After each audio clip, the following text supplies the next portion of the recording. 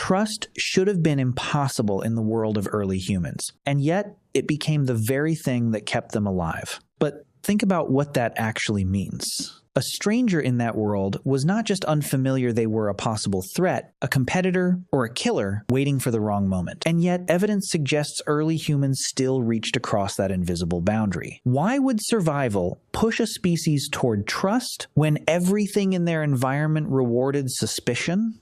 This is the paradox that sits at the center of human evolution. Somehow, in the most dangerous world imaginable, trust didn't disappear, it multiplied. And the real question is not whether they trusted strangers, but what changed inside the human mind to make it possible? Because the answer begins where survival pressure reshaped human psychology entirely, itself forever. Before trust ever became a strategy, survival was brutally simple. Early humans lived in small hunter-gatherer bands, often no larger than a few dozen individuals. Every day revolved around one thing: securing enough food to survive the next. Scarcity was not occasional, it was constant. A failed hunt did not mean discomfort. It meant starvation. And in that world, every outsider represented competition for the same limited resources. But despite this, early humans still faced one unavoidable problem. Survival in isolation was even harder than survival with risk. If you stayed only within your group, you were safer from betrayal, but far more vulnerable to environmental collapse, failed hunts, and unpredictable seasons. At the same time, other groups were not just enemies. They were also potential sources of knowledge, tools, and survival advantages. This created a tension that early cognition was not designed to solve: fear every stranger, or risk interaction for greater survival gain. And somewhere inside this pressure, a new psychological shift began to form, one that would slowly reshape what it meant to see another human being. In the earliest chapters of human existence, the world was not connected, it was fractured. Small groups of humans moved through landscapes like isolated islands, each one guarded, each one wary. There was no shared identity beyond the tribe, no concept of strangers as equals, only as uncertainty walking on two legs. Every boundary between groups was invisible, yet absolute in behavior. Encounters between isolated bands rarely ended peacefully. When they occurred, instinct spoke faster than reasoning. A stranger was not seen as human first, but as potential threat. Language was still limited, forcing meaning through gestures and fear signals. Even brief contact could escalate into immediate conflict. Silence between groups often carried more danger than confrontation. Because silence meant uncertainty, and uncertainty meant aggression. Every encounter felt like a calculation between survival and loss. Trust did not exist as a choice. It was removed by pressure. Those who approached outsiders rarely returned unchanged. Over time, the mind encoded a simple rule: strangers meant risk. And in this fragile world, separation became survival's first and most powerful instinct, guiding everything. For most of early human history, contact with strangers was expected to end in violence. But there were rare moments when something unexpected happened. Two groups would arrive at the same resource at the same time. Water holes, hunting grounds, or fruit-bearing valleys made avoidance impossible. At first, neither side approached. They watched, waited, and mirrored each other's movements from a distance. Every gesture became a calculation between danger and opportunity. And slowly, something shifted. Avoidance turned into observation, and observation into tentative recognition. In moments of extreme scarcity, hostility sometimes paused. A dropped tool was not always stolen. Sometimes it was examined, then left behind without conflict. This was the first fragile shift in survival logic. Not trust, not yet, but something dangerously close to it. The mind began weighing risk against the possibility of benefit. But the question remained: why would any instinct allow this hesitation instead of immediate aggression? What invisible force began rewriting the oldest rule of survival itself? And what would happen when this hesitation became the foundation of something far more powerful than fear itself?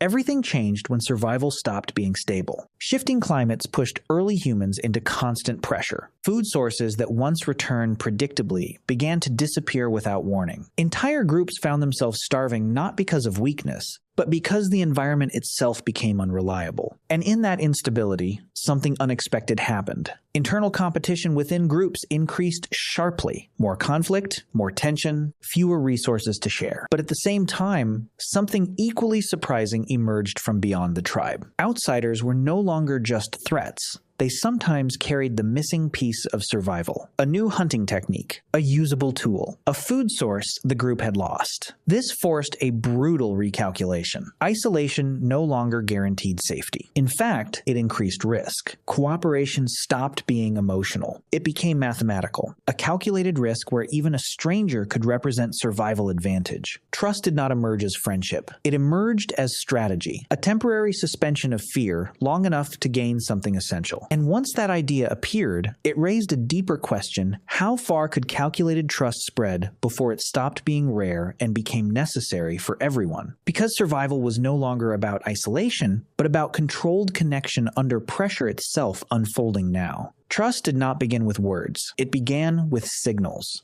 In a world where language was still fragile, survival depended on reading intention before action. A raised hand, an open palm, a body that did not tense for attack. These were not gestures of peace in the modern sense. They were experimental messages, tested under extreme risk. One wrong interpretation could end a life. And yet, something remarkable began to appear. Food was sometimes placed on the ground instead of being seized. A hunted animal was occasionally divided rather than stolen. Stone tools, once tightly guarded, were left visible instead of hidden. Each act functioned like a silent question. Will you respond with violence or restraint? Over time, repetition mattered more than intent. One safe encounter meant little, but many safe encounters began to reshape expectation. The brain started recognizing patterns where danger did not appear. And in those patterns, something new formed: early behavioral contracts without language, without agreement, only memory. Not trust as emotion, but trust as observation,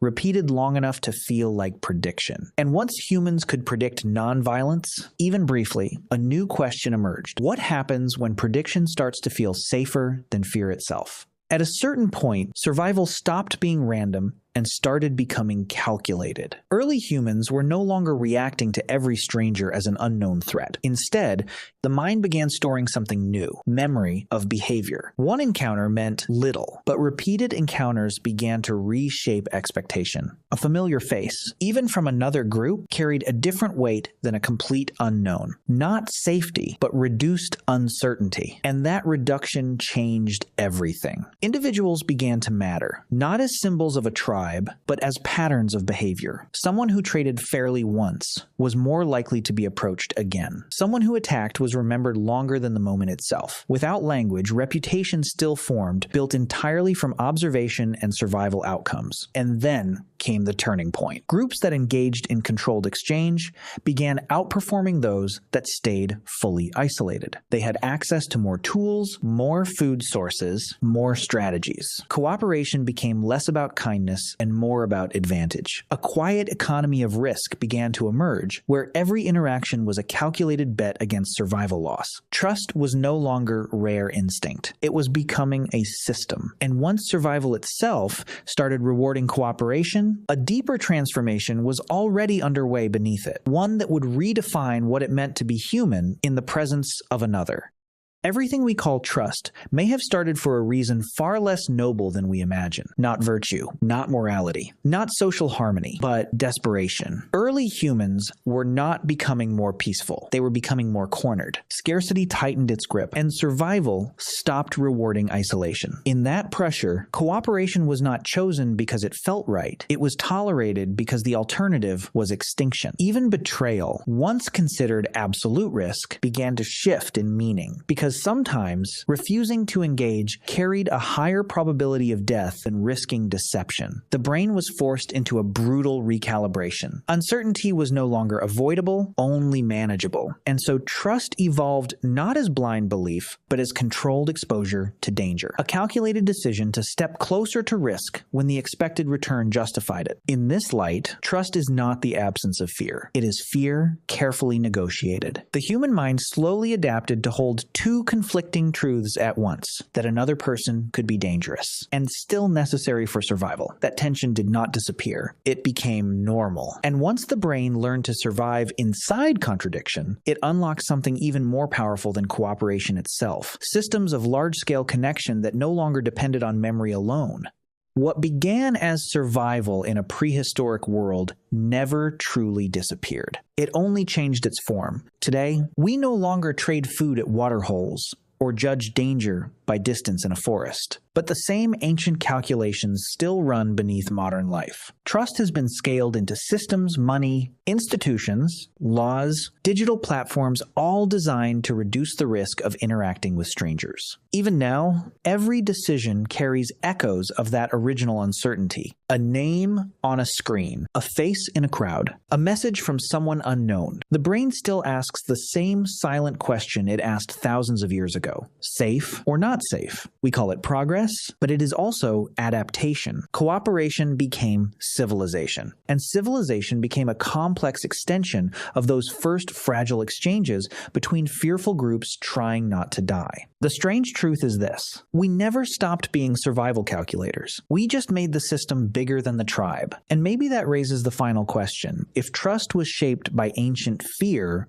how much of what we believe about people today is still guided by a world that no longer exists? Because the past is not gone.